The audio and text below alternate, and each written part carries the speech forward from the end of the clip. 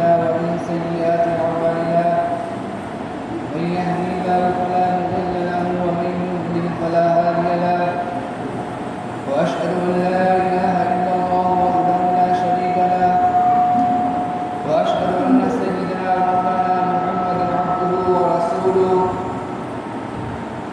أما بعد فأعوذ بالله من الشيطان الرجيم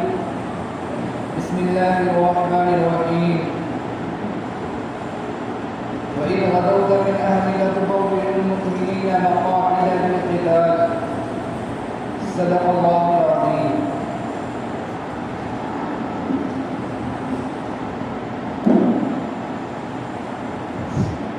میرے محترم بزرگوں اور دوستوں، جیسا کہ ہم آپ کو معلوم ہے کہ مہینہ شوال المحرم کا مہینہ چل رہا ہے، اور اس شوال کے مہینے میں اسلام کی ایک عظیم الشان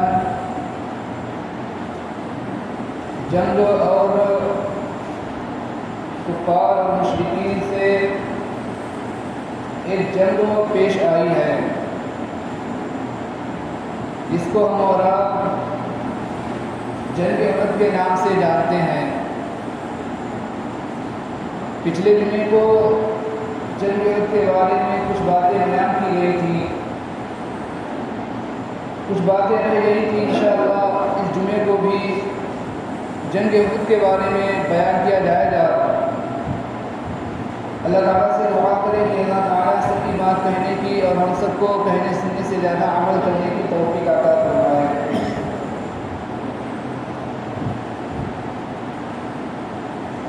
جنگ احد میں جو مسلمانوں کی تعداد تھی 700 صحابہ تھے، اور مشرکین اور کفار اور دشمنوں کی جو تعداد تھی وہ 3000 کی تعداد میں تھے۔ حضور پاک صلی اللہ علیہ وسلم جب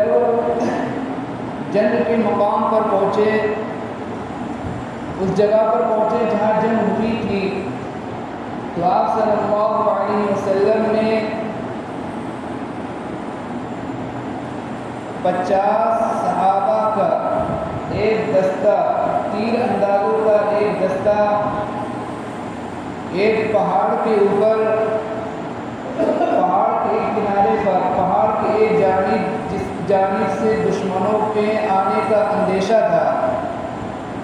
آپ صلی اللہ علیہ وسلم نے 50 تیر انداز صحابہ کو حضرت عبداللہ بن جبیر رضی اللہ تعالیٰ عنہ کی ماتحتی کے اندر حضرت عبداللہ بن جبیر رضی اللہ تعالیٰ عنہ کو ان کا امیر بنا کر اس جانب کو بٹھا دیا جہاں سے دشمنوں پہ حملہ کرنے کا اندیشہ تھا۔ اس جانب جو آپ صلی اللہ علیہ وسلم نے 50 تیر انداز صحابہ کو پہاڑ کے اس جانب بٹھلا دیا، اور تاکید کے ساتھ یہ بات آپ صلی اللہ علیہ وسلم نے ارشاد فرما دی تھی کہ جنگ کے اندر چاہے مسلمانوں کو، چاہے ہمیں فتح نصیب ہو، چاہے ہمیں ناکامی ہو، کچھ بھی ہو، جب تک ہم نہ کہیں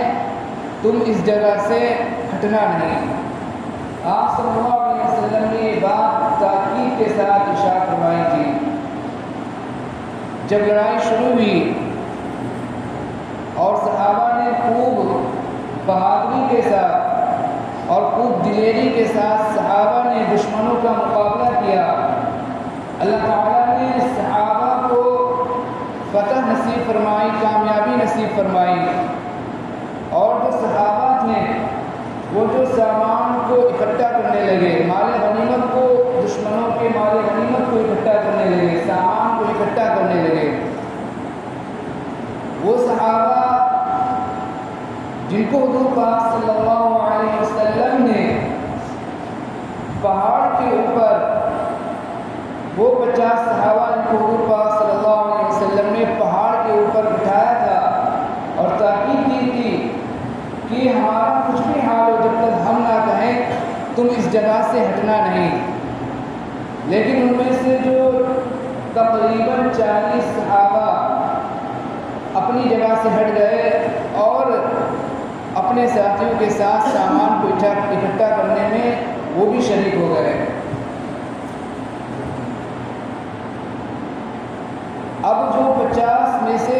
40 تو ہٹ گئے وہاں سے جہاں پر حضور پاک صلی اللہ علیہ وسلم نے بٹھایا تھا، 10 لوگ صحابہ 10 صحابہ رہ گئے۔ جب دشمنوں نے دیکھا کہ یہاں پر جو صرف 10 لوگ رہ گئے ہیں اور اس جگہ سے اگر ہم مسلمانوں کے اوپر صحابہ کے اوپر حملہ کریں گے تو ہم کامیاب ہو جائیں گے، تو انہوں نے پلٹ کر کے اس جگہ پر آئے اور وہ 10 صحابہ جو باقی رہ گئے تھے اور ان کے جو امیر تھے حضرت عبداللہ بن جبیر رضی اللہ تعالیٰ عنہ، جو 10 صحابہ باقی رہ گئے تھے، دشمنوں نے ان صحابہ کو شہید کر دیا، اور شہید کرنے کے بعد مسلمانوں کے اوپر صحابہ کے اوپر اچانک سے حملہ کر دیا، اس لیے کہ صحابہ جو تھے صحابہ سامان کو اکٹھا کرنے میں لگے ہوئے تھے، صحابہ جو تھے مال غنیمت کو اکٹھا کر رہے تھے، لیکن جب دشمنوں کا ایک دم سے حملہ ہوتا ہے، اچانک سے حملہ ہوتا ہے، تو صحابہ جو ہوتے ہیں اس دشمنوں کی حملوں کی تاب نہ لا کر ادھر ادھر ہو جاتے ہیں، کیونکہ صحابہ جو اس وقت ہوتے ہیں انہوں نے جن کا ارادہ ختم کر دیا تھا، اور اس وقت مسلمانوں کو فتح نصیب ہو چکی تھی، کامیابی نصیب ہو چکی تھی، اس لیے تمام کے تمام جو صحابہ تھے وہ تمام کے تمام صحابہ وہ سامان کو اکٹھا کرنے میں، مال غنیمت کو اکٹھا کرنے میں لگے ہوئے تھے۔ تو جیسے ہی دشمنوں کا حملہ ہوتا ہے، اچانک سے حملہ ہوتا ہے، تو مسلمان جو ہوتے ہیں اس حملے کی تاب نہ لا کر ادھر ادھر ہو جاتے ہیں، صحابہ جو ہوتے ہیں وہ اس حملے کی تاب نہ لا کر ادھر ادھر ہو جاتے ہیں، اور اللہ تعالیٰ نے جو صحابہ کو فتح اور کامیابی نصیب کی تھی وہ فتح اور کامیابی شکست کے اندر بدل جاتی ہے، وہ فتح اور کامیابی ناکامی کے اندر بدل جاتی ہے۔ پچھلے بھی ہفتے یہ بتلایا گیا تھا کہ اگر ہم یہاں بس رک کر ذرا سوچیں کہ صحابہ جیسی مقدس جماعت کہ انہوں نے حضور پاک صلی اللہ علیہ وسلم کے ایک حکم کے اندر ذرا سی ان کی چوک ہو گئی، ذرا سی چوک ہو گئی ان کے اللہ تعالیٰ کے نبی صلی اللہ علیہ وسلم کے ایک حکم کے اندر، تو اللہ تعالیٰ نے جو فتح اور نصرت اور جو کامیابی تھی اس فتح اور نصرت کو شکست کے اندر بدل دیا، ناکامی کے اندر بدل دیا۔ ہم اور آپ اگر اپنے بارے میں غور کریں، ہم اور آپ اگر اپنے بارے میں سوچیں تو ہمیں اور آپ کو یہ پتہ چلے گا کہ صبح سے لے کر شام تک اور شام سے لے کر صبح تک ہم سے نہ جانے حضور پاک صلی اللہ علیہ وسلم کے احکام کی کتنی زیادہ حضور پاک صلی اللہ علیہ وسلم کے جو احکام تھے، جو آپ صلی اللہ علیہ وسلم کے فرمان تھے، ان کی کیا ہو رہی ہے؟ نافرمانی ہو رہی ہے۔ تو یہ جو حالات آئے ہیں ہمارے اوپر، اور یہ جو ہمارے اوپر مصیبتیں جو آئی ہوئی ہیں، اور یہ جو حالات ہمارے اوپر آ رہے ہیں کہ مسلمان ہر جگہ ہم پیچھے جا رہے ہیں، ہر جگہ ہم ستائے جا رہے ہیں، ہر جگہ ہم جو دشمنوں کی نشانی کے اوپر ہیں، ہر جگہ ہمیں بدنام کیا جا رہا ہے، ہر جگہ ہمارے اوپر ظلم و ستم ڈھائے جا رہے ہیں، ہم جو دوسروں کے بارے میں سوچنے سے پہلے ہم اپنے بارے میں سوچیں کہ ہم جو اللہ تعالیٰ کے نبی صلی اللہ علیہ وسلم کے جو احکامات تھے، حضور پاک صلی اللہ علیہ وسلم کے جو فرمان تھے، اللہ تعالیٰ نے جو ہمیں کام کرنے کا جو حکم دیا تھا، اللہ تعالیٰ نے جو شریعت میں ہمیں کام کرنے کو جو کہا تھا اور جن باتوں سے منع کیا تھا، ان کاموں کو اور ان باتوں کو ہم کتنا کر رہے ہیں، اور جن باتوں سے رکنے کو کہا تھا ہم ان باتوں سے کتنا بچ رہے ہیں۔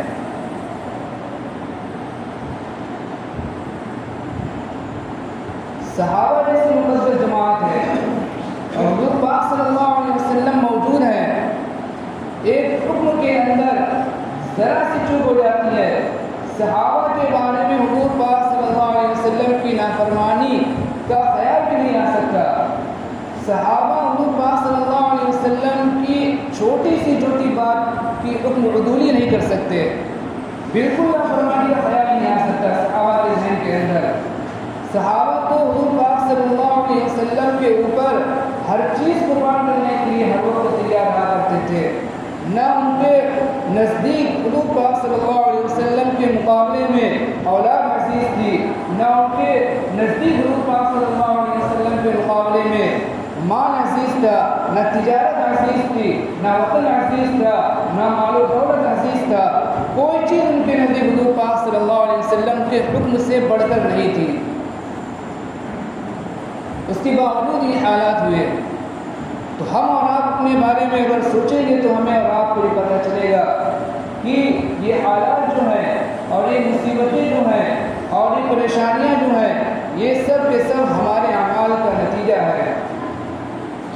وما اصابکم من مصیبت فبما کسبت ایدیکم ویعفو عن کثیر، کہ جو کچھ تم کو مصیبت پہنچتی ہے، جو کچھ تم کو تکلیف پہنچتی ہے، اللہ تعالیٰ فرما رہے ہیں کہ یہ تمہارے اعمال کا نتیجہ ہے، یہ تمہارے عمل کا نتیجہ ہے۔ اور بہت ساری باتوں کو اللہ تعالیٰ یوں ہی معاف کر دیتے ہیں۔ وما اصابکم من مصیبت فبما کسبت ایدیکم ویعفو عن کثیر، بہت سی باتوں کو اللہ تعالیٰ یوں ہی معاف کروا دیتے ہیں۔ تو اس کے بعد جو اللہ تعالیٰ نے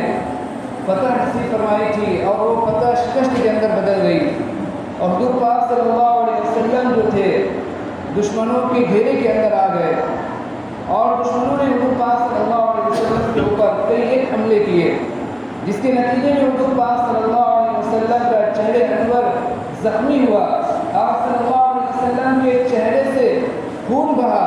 اور آپ صلی اللہ علیہ وسلم کے اوپر ایک اور حملہ کیا گیا، جس کے نتیجے میں حضور پاک صلی اللہ علیہ وسلم کے جو دانت مبارک تھے، دندان مبارک، وہ شہید ہو گئے۔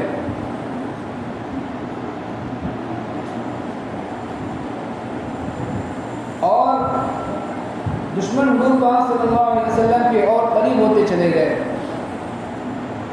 صحابہ کو حضور پاک صلی اللہ علیہ وسلم سے بے انتہا محبت تھی، وہ آپ صلی اللہ علیہ وسلم کے ایک فرمان کے اوپر، ایک حکم کے اوپر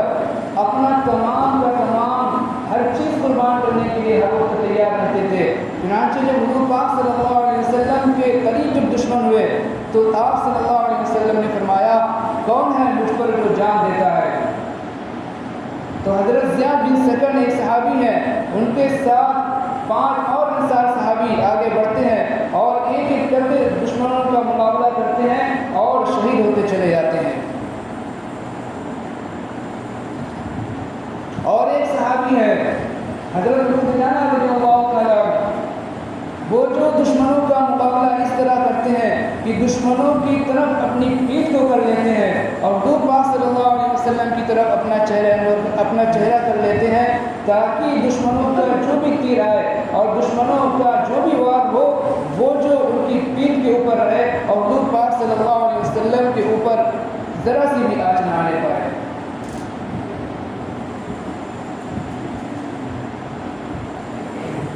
اس جو جنگ احد ہے،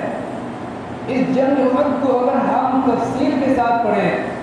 اس جنگ احد کے اندر جو صحابہ کے جان نثاری کے جو واقعات ہیں، اگر ہم ان واقعات کو اور ان باتوں کو اچھے سے پڑھیں تو ہمیں اور آپ کو اندازہ ہوگا کہ حضور پاک صلی اللہ علیہ وسلم کے ساتھ صحابہ کی کیسی محبت تھی، اور اس کو پڑھنے سے ہمارا آپ کا ایمان تازہ ہوگا، ہمارے اور آپ کے ایمان کے اندر تازگی پیدا ہوگی، قوت پیدا ہوگی۔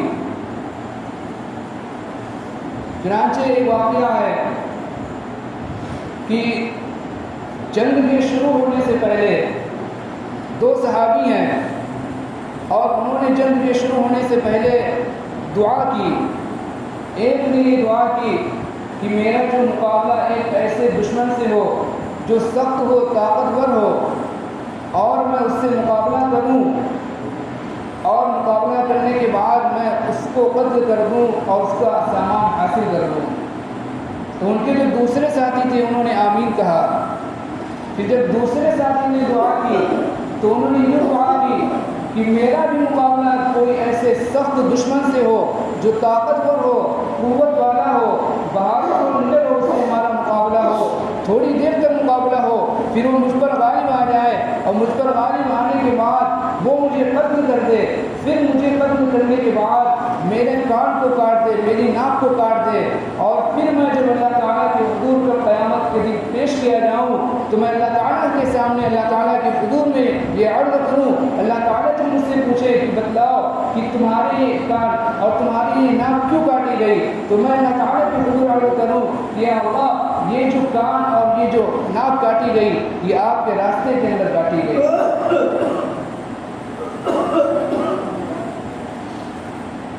اسی جنگ کے اندر، جنگ احد کے اندر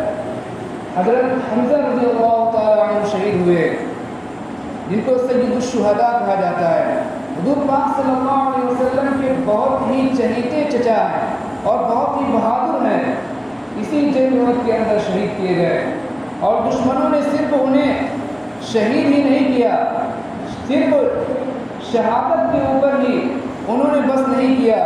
بلکہ شہید کرنے کے بعد حضرت حمزہ رضی اللہ تعالیٰ عنہ کے ناک کو الگ کر دیا گیا، کان کو کاٹ دیا گیا، ان کے جسم کے جو اعضاء ہیں پیر کو الگ کر دیا گیا، ہاتھ کو الگ کر دیا گیا، ان کے پیٹ کو چاک کر دیا گیا، ان کے سینے کو چاک کر دیا گیا، اور سینے کو چاک کرنے کے بعد سینے کے اندر سے کلیجہ نکال کر چبایا گیا۔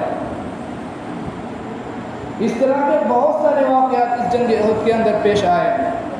اس طرح کے بہت سارے واقعات اس جنگ کے اندر پیش آئے۔ اسی طرح ایک صحابی ہیں حضرت سعد بن ربیع رضی اللہ تعالیٰ عنہ، لڑائی کے بعد جب انہیں تلاش کیا گیا، حضور پاک صلی اللہ علیہ وسلم نے ایک صحابی کو بھیجا کہ جاؤ ان کو تلاش کرو، اور اگر وہ ملے تو ان سے میرا سلام عرض کرنا، ان سے پوچھنا کہ وہ اپنے آپ کو کس حال میں پاتے ہیں۔ چنانچہ جب صحابی نے تلاش کرا اور ان کے پاس گئے، ان سے پوچھا کہ آپ اپنے آپ، حضور پاک صلی اللہ علیہ وسلم نے آپ کو سلام کہا ہے اور یہ پوچھا ہے کہ آپ اپنے کو کس حال میں پاتے ہیں، تو انہوں نے کہا کہ میں اس وقت جنت کی خوشبو کو محسوس کر رہا ہوں، اور جانے کے بعد میری قوم سے یہ کہہ دینا کہ تمہاری موجودگی کے اندر اگر حضور پاک صلی اللہ علیہ وسلم کی اوپر ذرا سی بھی آج آئی تو کل قیامت کے دن اللہ تعالیٰ کے سامنے تمہیں اس کا جواب دینا ہوگا۔ تو یہ جو ہم تک یہ جو پہنچا ہے، جو دین پہنچا ہے، اور یہ جو ہم تک جو احکامات پہنچے ہیں، اور یہ ہم تک جو قرآن اور یہ حدیث جو پہنچی ہے، اور یہ حضور پاک صلی اللہ علیہ وسلم کی جو فرمان پہنچے ہیں، اس کے پیچھے جو ہے صحابہ رضی اللہ عنہ کی بہت بڑی قربانی ہے۔ انہوں نے اس دین کے خاطر نہ دن دیکھا، نہ رات دیکھا، نہ اپنا راحت و آرام دیکھا، انہوں نے اس دین کے خاطر اپنا ہر ایک چیز کو قربان کر دیا، اپنی جان کو قربان کر دیا، اپنی اولاد کو قربان کر دیا، اپنے گھر کو چھوڑ دیا، اپنے وطن کو چھوڑ دیا، اپنی تجارت کو بھی چھوڑ دیا۔ انہوں نے اس دین کے خاطر ہر چیز کو قربان کر دیا، اور ہر چیز کو قربان کرنے کے لیے صحابہ ہر وقت تیار رہتے تھے۔ پھر اسی وجہ سے اللہ تعالیٰ نے ان کو مقام اور مرتبہ عطا فرمایا، ان کی جو مقام اور مرتبہ عطا فرمایا، بعد میں آنے والا کوئی بھی شخص بڑے سے بڑا ولی اور بڑے سے بڑا قطب بھی ایک ادنا سے ادنا صحابہ کے درجے کو نہیں پہنچ سکتا۔ تو یہ جنگ احد سے متعلق کچھ باتیں تھیں جو بیان کی گئی، اور بھی بہت ساری اس دن کے اندر باتیں ہیں جن سے ہمیں اور آپ کو نصیحت ملتی ہے۔ اللہ تعالیٰ سے دعا کریں کہ اللہ تعالیٰ ہم سب کو دین کی صحیح سمجھ عطا فرمائے، اور جو احکامات ہیں ان پر صحیح طور پر عمل کرنے کی توفیق عطا فرمائے۔ اللہ تعالیٰ ہم سب کو کہنے سننے سے زیادہ عمل کرنے کی توفیق عطا فرمائے۔ آمین۔